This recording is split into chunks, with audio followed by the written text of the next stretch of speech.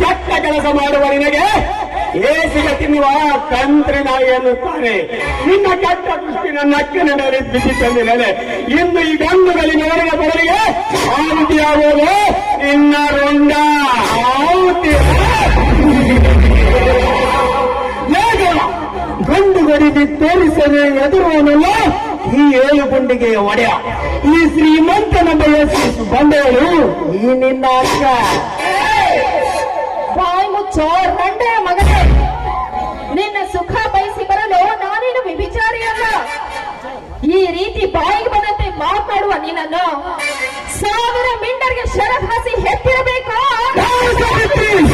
ಈಗ ಬೆನ್ನಿನ ಬಲದಿಂದ ಬಾಯಿಗೆ ಬಂದಂತೆ ಮಗಳಿದ್ದೆ. ಆದರೆ